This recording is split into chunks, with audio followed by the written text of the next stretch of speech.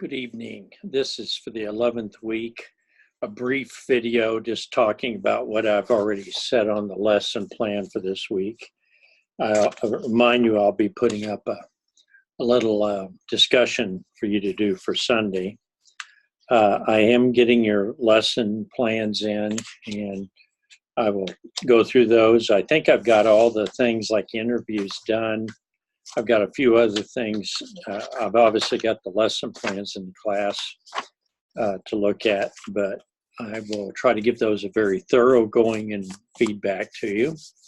I'm a little behind on some things, but I think I'm caught up pretty much, except for I am going to do some comments on discussions in all my classes. So, and I do print those out and analyze them and try to hit the high points. So, okay, for this week, we're doing chapter 6 in SIOP. I want you to look at chapters 3 and 4 in this book. And they're very brief little chapters. They're not, this is not an ESL book per se. It's just about differentiating in a mixed ability class. So I'm giving you some ideas about not only that, but also interaction. Now, my printout for this week that is on the assignment page. I would like you to read that, but I'm going to give you a summary of it right now. Interaction is very central to making the class really enjoyable for students and to give them opportunity to practice English in all four modes: reading, writing, speaking, and listening. But a lot of times speaking and listening is helpful when you have an academic project and the vocabulary is academic, but it's not reading and writing only, it's actually speaking in an academic way. So that this really is thinking aloud, interacting aloud, and using the target vocabulary. So I think it really is helpful to ESL students. And also, if you have a mixed ability class, which the differentiation deals with, take advantage of having, if you have some English speakers in the classroom, how can you put them in mixed groups so that students get practice listening to different students, to models of relatively good English speaking. So I like to write out little thoughts about lessons, and I'm giving it to you verbally. I believe that interaction is really critical. And as I mentioned in here, I think it's how human civilization advanced. We didn't get by on individuals thinking stuff up. We actually were successful because we learned to work in groups, collaborate, and to share ideas and to come up with ideas. Everything from hunting to building pyramids and building spaceships and everything else. It's a collaborative effort. There's no such thing. The group intelligence is always far greater than individual intelligence. And so when I was thinking about that, I thought about Gardner's theory, and I spelled it a couple of different ways. I don't know, Gardner with an I or with an N-E-R or whatever. If you haven't heard of multiple intelligence, I gave you the place on here with you got this in color, and you can go look at it. But basically, Gardner was an individual who came up with an idea that we have certain specific intelligences. Now, I don't buy into his idea at all. What I buy into is using this as a scaffold to help you think about different ways to teach your class. So some people, and probably in our brain, we do have places where artistic, spatial, visual spatial areas are in our brain, and we know that we have back of our brain, we have a part of the brain dedicated to seeing. So we know parts of the brain do have certain functions, but it's also flexible because some people may actually be born with less than the full brain, but still are fully functional because our brain is a lot of redundant space.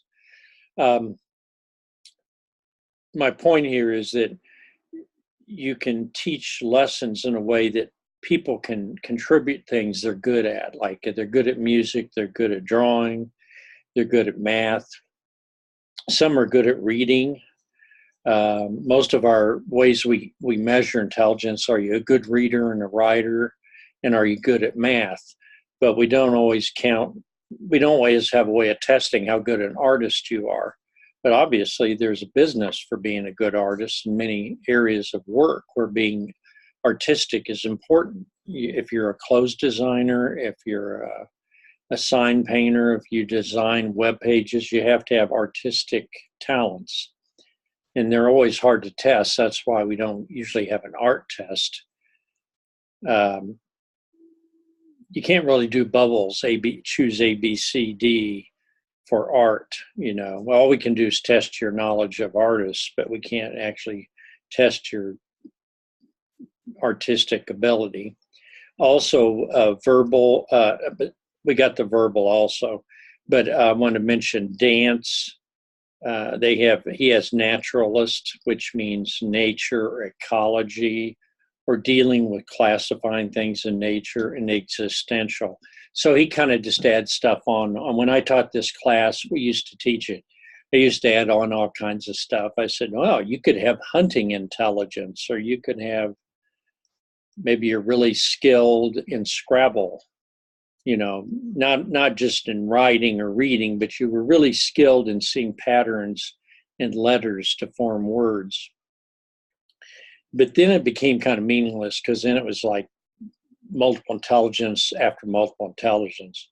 So I just kind of left Gardner where he was.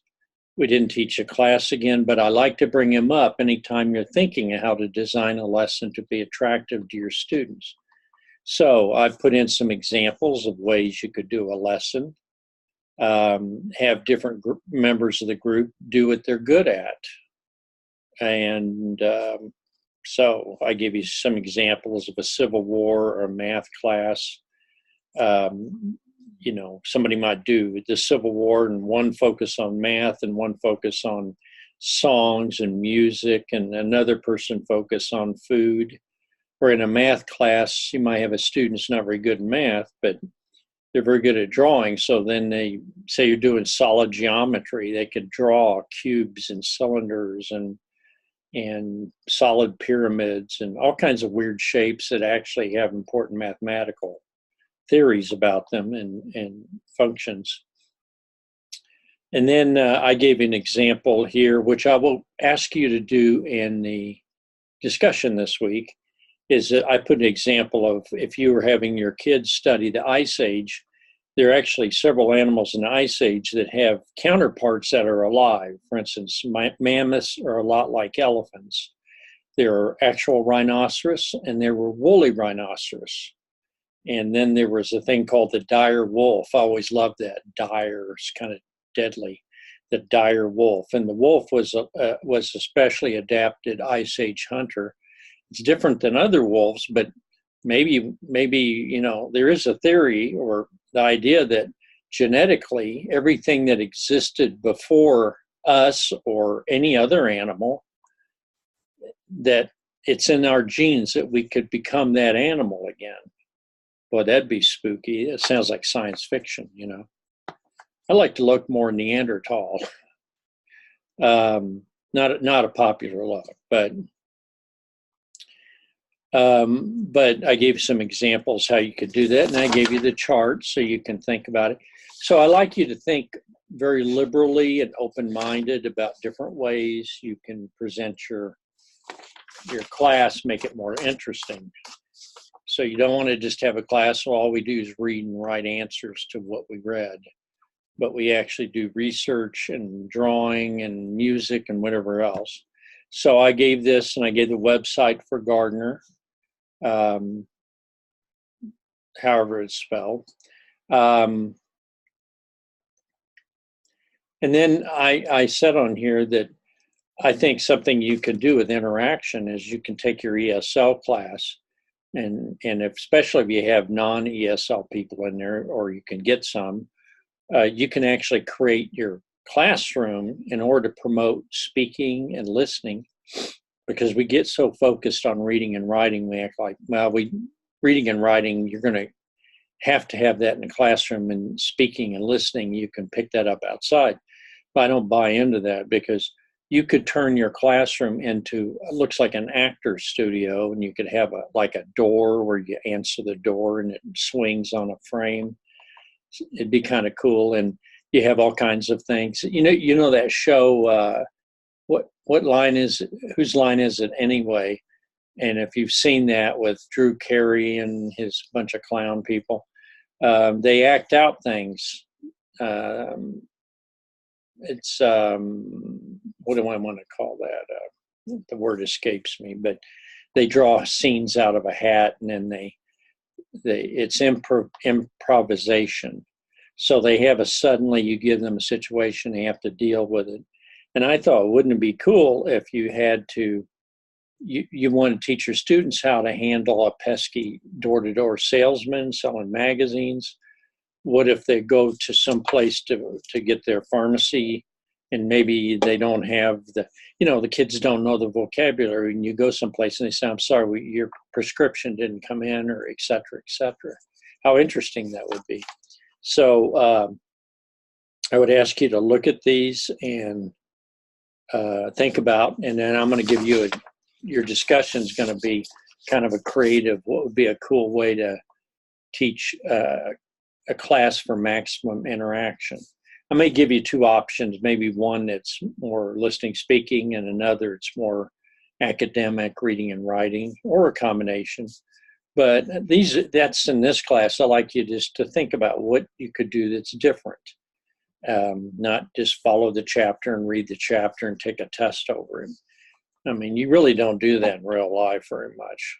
And you want academics to get people out of their seat and move around. Here I am sitting in my seat drinking a Coke, but we can interact. I mean, that's what a little bit of the discussion is. And then, maybe I should do some of that. I could get you guys on here like you're the Brady Bunch with the squares, and then we could all have a discussion. I'm not sure if that'd work very well with 18 people, but it might work in groups. Of course, I'd want to do it live, so that's always a problem. The convenience and somewhat inconvenience of online teaching. It's not always most ideal. Now, I'm changing the syllabus as I do this, because now I'm getting into more detail, and I'm slowing things down and giving things in I think as a more reasonable pace. I don't like syllabi when they have every lesson planned out, because you invariably change it after you get so far. So anyhow, you have this video, and I hope it's helpful, from the dude. If you know this movie, I'm going to get the dude shirt. I'm going to change it, put my face on it and sunglasses. I'll probably get sued. Anyhow, thank you, and I hope the bad weather, if you're in Nebraska, is over. I almost went nuts over ice, cold temperatures, snow, and the general dismal nature of it.